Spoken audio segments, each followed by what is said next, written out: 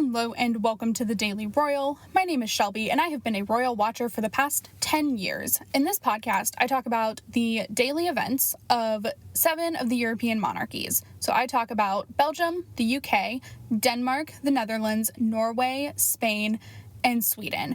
I upload Monday through Friday with occasional bonus episodes here and there. Today we are talking about all of the events from Friday, May 7th through today, Sunday, May 9th. Of 2021. It was a busy weekend, which kind of surprised me. I didn't expect it to be super busy. I knew there were going to be some things, but I didn't expect it to be as busy as it was, which is fine. It was lovely. So just a couple of things. Obviously, last week did not go perfectly to plan. Hopefully this week will go better. I've adjusted things a little bit to hopefully work. Plus I've worked on a schedule and I feel a little bit more prepared for the week ahead. So hopefully that'll work out well, but we'll see, of course. I have been playing catch up over the weekend to the website and Instagram. Really, I was only behind on those by about a day, but still wanted to get caught up. So those are caught up now. And most of the stuff for today is ready to go, which is awesome. So that's really great news. I'm trying to think if I have anything that I want to say. Oh, so I did want to say, I have already, because I was writing my outline today, I kind of took a peek at the Royal House's calendars, and because I was going to include that in the episode, that's what I wanted to do, but it doesn't seem to be worth it to do that. Because not enough was really updated over the weekend. So there are no events in Belgium. There are not a lot of scheduled events going on in the Netherlands. You just can't see everything yet. And that's a lot of pop-up events and things that aren't being announced because of restrictions. So we'll see. Maybe I'll include it next week. Maybe this week is just going to be kind of slow too. It doesn't seem like it's going to be just following pattern, but we'll see. So with all of that, we are going to jump in with the Belgian royal family for their weekend events.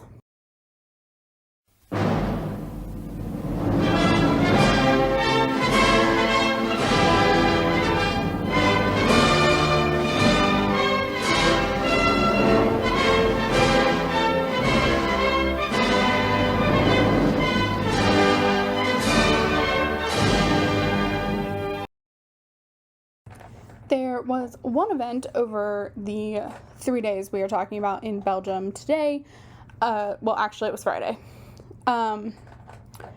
So on Friday, Queen Mathilde held an audience with secondary school age students. So it was secondary year 2, which is making me think that they're 14 seemed about right. They didn't look old enough to be much older than 14, but maybe 15.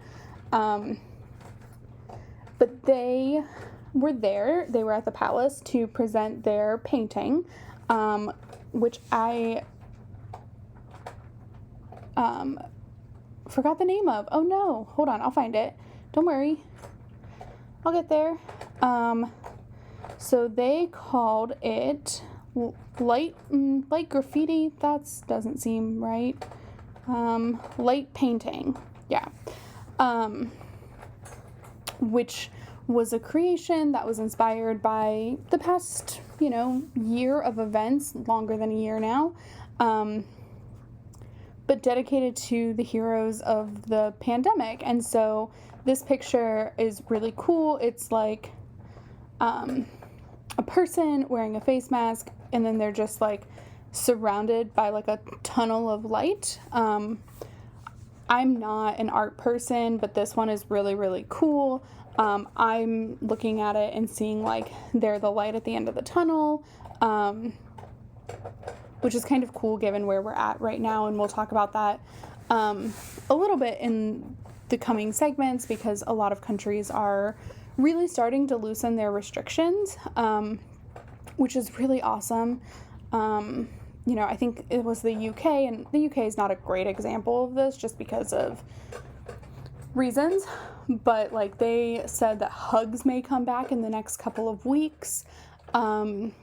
Spain finally lifted its state of alarm after almost a year and 2 months, almost exactly a year and 2 months. I think it was just shy of that 2-month mark, which is exciting. So like we're getting to a place where things feel normal. Yes, all of these kids wore face masks in their meeting with Queen Mathilde, but like they all were able to go. So I'm looking, and it's 1, 2, 3. So it's a group of 5 plus Queen Mathilde, plus I'm sure there were like some staff of the school present. So like, you guys, we're getting there. It feels really good. I also like, this has been the case for a week now, but like I'm fully vaccinated. I've waited my 2 weeks post-vaccination. And I went to the grocery store for the first time in months yesterday, and it felt so nice. Still a little strange, but like definitely awesome. So that was great. And yeah, I just feel like really hopeful this week. So that is what was going on in Belgium. Again, this picture just like provided me with even more hope, which is lovely. And so now we are going to move on to the British royal family's weekend.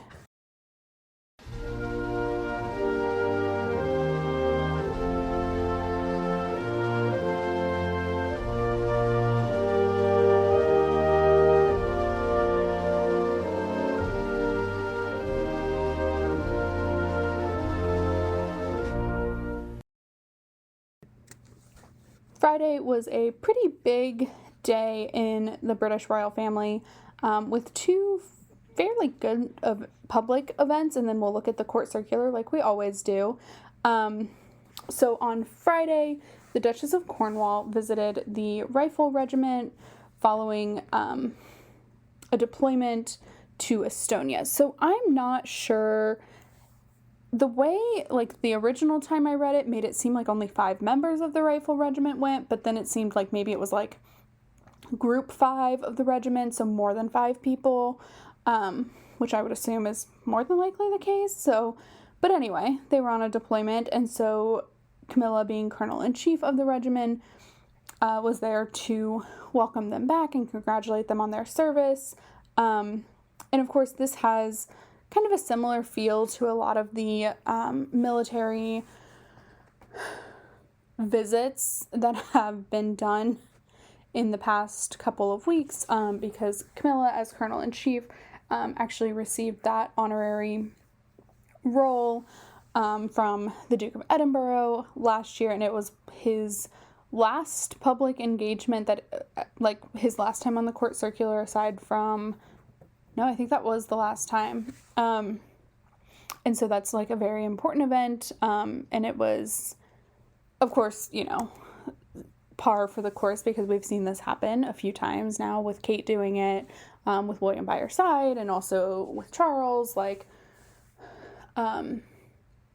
it's becoming pretty expected, and like other members of the royal family have done the same thing with patronages or engagements that they received following the Duke of Edinburgh. So I thought that was really cool, and really important, and of course this is like a huge role for Camilla to have, so I thought it was great. And then came the big event on Friday, which was the launch of the Hold Still photo book. So Hold Still was we talked about this a lot last year, but in case you're new, welcome.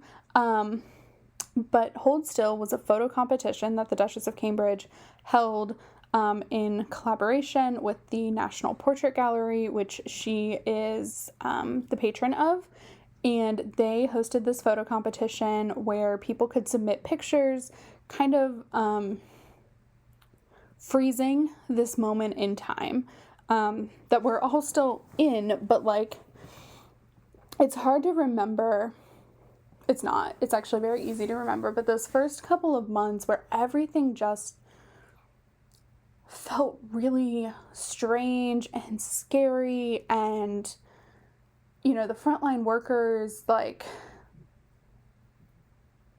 all of it felt huge and astronomical, and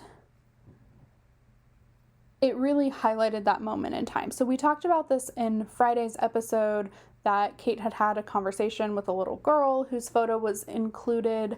The cover photo is a medical professional in full PPE, and just how intense that is. And I don't know, it was just like, it's a big deal. So that launched, and Kate took a couple of different, did a couple of things to promote that. So first, she was involved in a book fairy campaign where basically hold still books were left all over England. She left one. They videoed her leaving one at the Queen Victoria Memorial in front of, or in the Kensington Palace area. I'm not really sure because I've never been to London, so I'm not sure what that layout looks like. But it was in front of the Queen Victoria Memorial near Kensington. And they were left all over the country, and inside of those had, like, notes from Catherine, just talking about the project. And then in it, she also said, like, once you're done, please share and, like, leave somewhere else. So I thought that was really cool. And then she also, on Friday, visited the National Portrait Gallery archive, where they have the large prints of the photos that have been included in the final 100, because that will be like an exhibit when the National Portrait Gallery reopens, which is not scheduled for a while because they, I think, are undergoing renovation that was already planned, and then the pandemic hit, and so, like, the renovation project is still happening, and was probably delayed a little bit due to said pandemic. So I think they're opening maybe this summer, but maybe not. And then she also visited the Royal London Hospital, which has displays of artwork from the National Portrait Gallery, including, again, that cover photo from the book, which is a medical professional in that full PPE, just, you know, highlighting the craziness that was COVID-19 pandemic, or that is really. So that is what was going on there. So now we're going to take a quick peek at the court circular. So let's do that. I'm so sorry if you can hear my dog. She has gotten so much better than before, but, like, she still makes some noise every now and then. Okay, so we are going to look first at Friday's court circular. So starting with Clarence House, the Prince of Wales, president of the National Trust for Places of Historic Interest, or National Beauty, or Natural Beauty, held a meeting with the Director General of that organization. And then the Duchess of Cornwall, Colonel-in-Chief of the Rifles, this morning visited the 5th Battalion at Ward's Barrack. Okay, so that answered my question of, it was a battalion that was sent out. And then at Kensington Palace, the Duke of Cambridge this afternoon held a meeting with the Dean of the Blavatnik School of Government, and then the Duchess of Cambridge this morning visited the Royal London Hospital, and also visited the National Portrait Gallery for the archives. So we already knew most of those, but interesting. I'm really excited to see what these video conferences that Will has been having turn out to be all about. And then for the court circular that was posted today that has Saturday and Sunday events, there was nothing from R5. So that is what was going on in the British royal family, and now we're going to make a jump. I think we're jumping all the way down to Norway.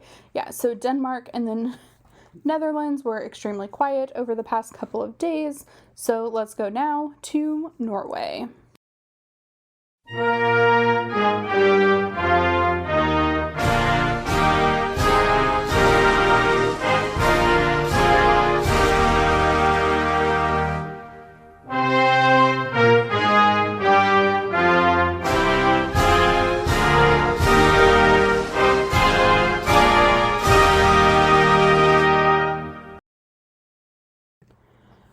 Norway is one that when I just look at the outline, it looks so busy, and then I'm going to go through and we're going to talk about these, and like really and truly we're going to talk about 2 of the 5 total events that have happened over the past few days. So starting on Friday, we have our standard Friday events. King Harald, accompanied by Crown Prince Haakon, held an audience with the Prime Minister.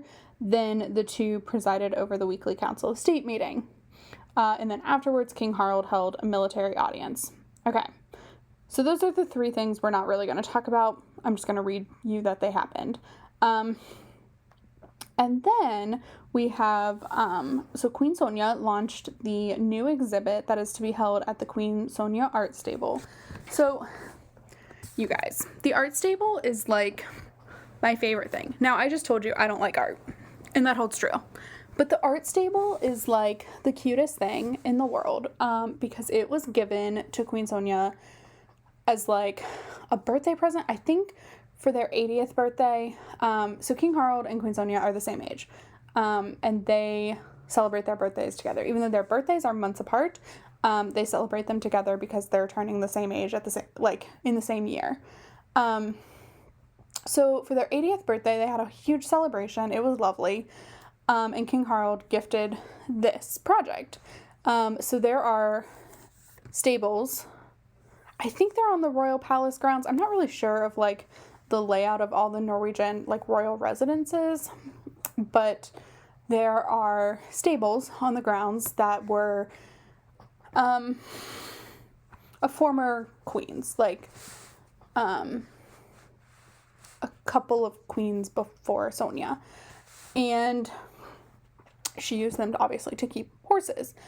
And now it has been transformed into this like really cool art gallery that was a gift from Harald to Sonja for their 80th birthday. It's very sweet. So it's like my favorite thing just because it's so flippin' cute, and it's like it will stay the art stables forever. So it's like a wonderful legacy. Or at least it'll stay the art stable, for a long time. Who knows how long, but for a long time. And anyway, so every year, it's been open for 2 or 3 years. It hasn't been open super long.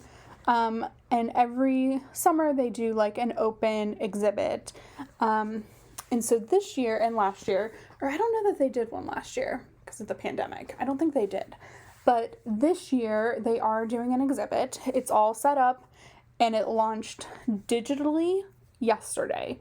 But it also is hopefully going to be able to be held like normal this summer as well. You know, we'll see how the pandemic kind of affects everything going forward. But that is the plan. And so this year, it has some art pieces from the new, or what will be the new Norwegian like art museum that I don't know, kind of like a national museum. And so it has a selection of pieces from there, which is really cool. And it includes, I don't know, it's just really cool. But then like the digital, so on the Royal House's website, and then I also did the same link on my website, so you can check it out from there too, on thedailyroyal.com. But on the Norwegian Royal House's website, it gives you a link for the 3D tour. So it's really cool. I do wish, so like they only have one thing that you can click on to read, but it does feel like you can kind of like walk through. You just can't read all the placards, but the placards are cool because they're in Norwegian and English, which is lovely for me who can't speak any Norwegian, other than like maybe hello. Yeah, I can't.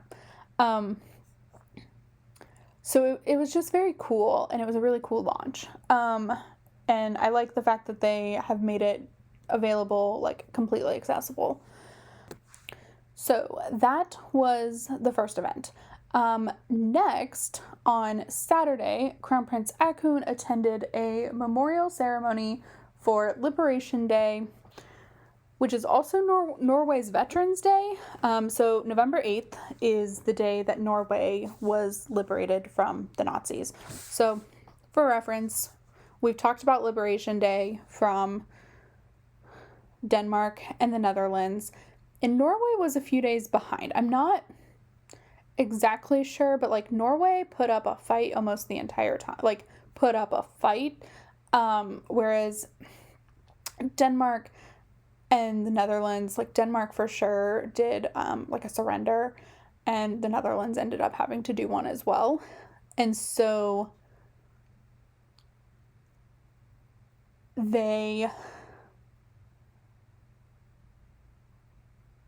I don't know why they were liberated sooner, but they were. So a few days later, Norway was liberated. And so they used that day to obviously hold like a ceremony like every other country that we talked about that has been liberated does. And so Crown Prince Haakon was present. I know last year King Harald did it, and I didn't really understand because it was so early on in like the podcast that I didn't quite have a handle on what was all happening, but I remember it was like the first public event that really Norway had done outside of anywhere. Like that was it. That was the first time they had really been seen in a couple months, and so it was a big deal. And I think maybe that's what I focused on more. I don't know. One of these days I'm gonna start listening to like the episode I posted a year ago just to see, but it would be so cringy. So anyway, Crown Prince Haakon was present for the ceremony. It was a small scaled down ceremony, so I'm still not sure what this looks like on a regular year. And let's see, the Prime Minister was there, but it was similar in that it was a wreath laying Veterans Day ceremony to honor those who have sacrificed themselves for Norway's freedom and liberation and well-being. So those were the two big things that happened over the past couple of days in Norway, and now we are going to move on to the Spanish royal family.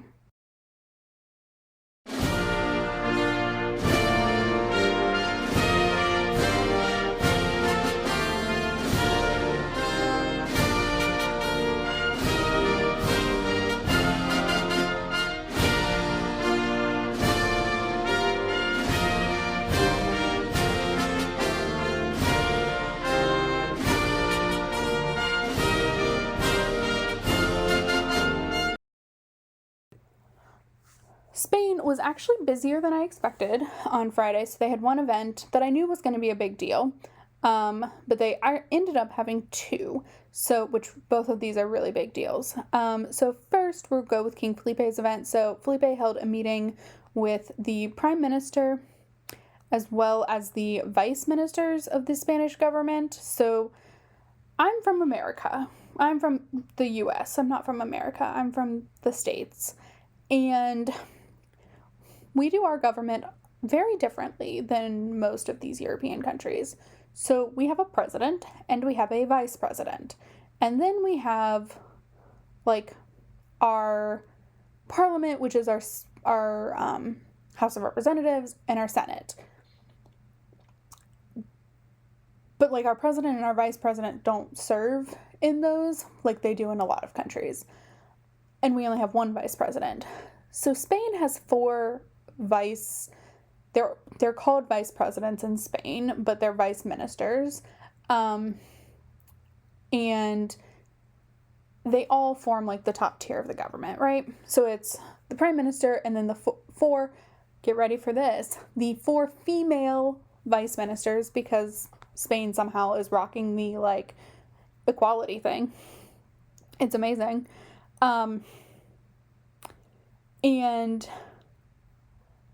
anyway, so they're like the top people, and then King Felipe is the head of state.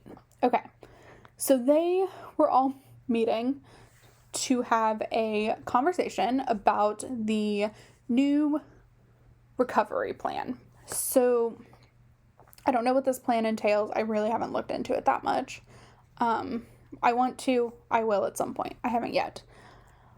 But Spain officially exited the state of alarm. I believe they exited it on Friday. So they were put in the state of alarm, I think, on March 12th. And the reason I remember that so well is because literally the day before, Felipe and Letizia were in Paris. And then they came back and the state of alarm went into effect, and then they went into quarantine because Letizia had exposed herself prior to knowing how intense COVID was going to be. I think on the 9th or something.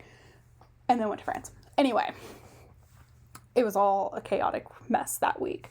So I think it was the 12th that was established. And that pretty much meant that the main branch, the main government of Spain, could do what they needed to do to make sure people were staying safe. So they were able to control a lot. At some point, the autonomous communities gained some autonomy back, and were able to create different rules for their communities, but still fall within the Spanish general state of alarm measure. And so now that they're out of it, which is amazing, they have this recovery plan and what that looks like. So that's going to be a financial recovery, a business recovery, probably a tourism recovery is in there because they are yet to be on the green list for travel from the UK. They still aren't letting in a lot of people. I think EU citizens can come in, but I as an American still can't. I can't go a lot of places still, and I really wish they'd let me start going places. But anyway, so all of these things are kind of happening, and so that's what this conversation was about.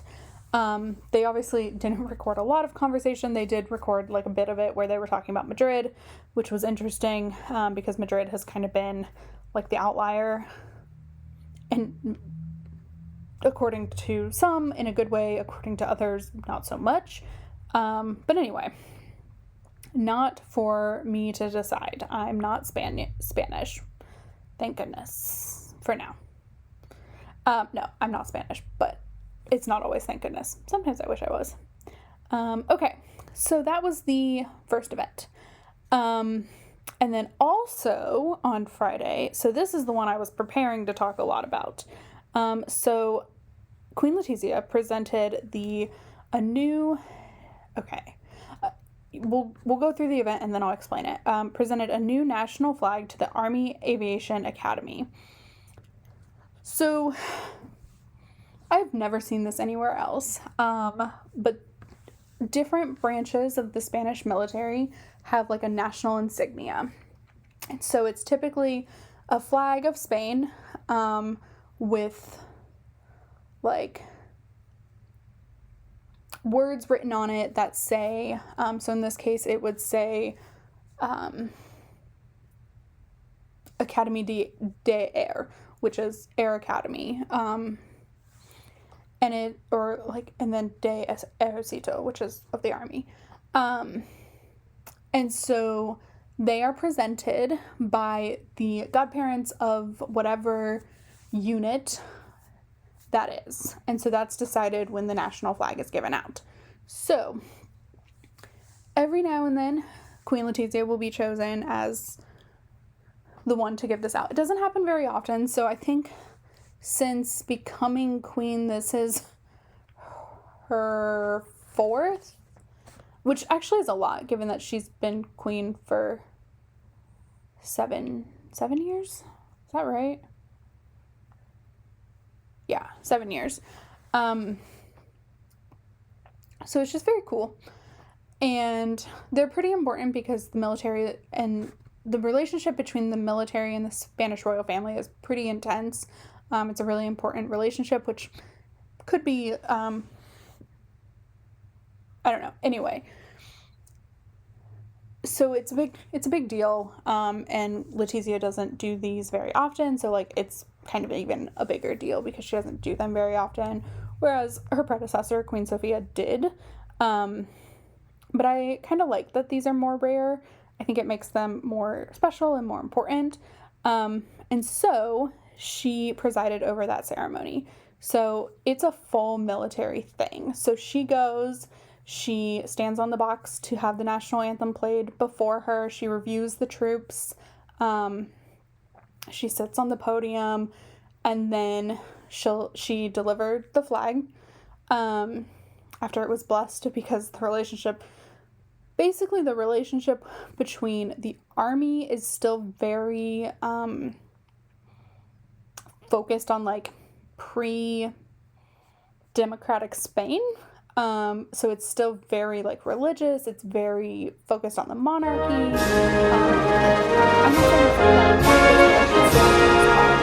the flag is blessed by a cardinal or a bishop or something at the Catholic Church, and then it is delivered to and then Queen Letizia gave a speech in which she so it was about 3 minutes, and she talked about the importance of the training that goes on there, because they're training army pilots, like army helicopter pilots, at this air academy. And she talked about that and just the general importance of the military as a whole.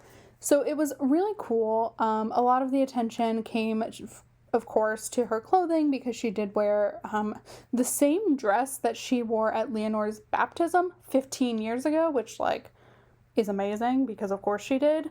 So that was like what it was taking up the most of the spotlight. I am so disappointed because I haven't found the video of the event yet. I'm hoping maybe they'll put it up, but like it was not live streamed anywhere. So anyway, so those were the two things going on in Spain. And there were a couple events going on in Sweden, but there's nothing that like they went into a lot of detail on. So I'm just going to read them as part of this segment and then finish up this episode. So Sweden, King Carl Gustaf held a meeting with the speaker of the Riksdag. This meeting was held over some video conferencing software, and they meet occasionally to discuss ongoing events in the Swedish parliament. And then on Saturday, Queen Sylvia took part in a digital seminar with the Childhood Cancer Foundation, where she gave like the opening address. So those were the two things going on in Sweden over the past few days. And then they released a bunch of stuff that happened through the week that they didn't put on their calendar, because that's what they do. I've decided I'm no longer talking about those things. Like, yeah, it was really cool. It was the first time King Carl Gustaf and Sylvia had left the castle, the palace. It's a palace, but still, like, the frustration is just growing and growing with the Swedish royal family's digital perspective. But anyway, that's neither here nor there. So that was the weekend in events. Please stay tuned for this week. I really hope to be a little more consistent than I was last week. Transitions are hard. And so with that, I'm going to end this episode. Please go visit all the places, like all the things, thedailyroyal.com, The Daily Royal on Instagram, and then like and review this podcast. And I will talk to you all tomorrow. Have a great Monday. Bye.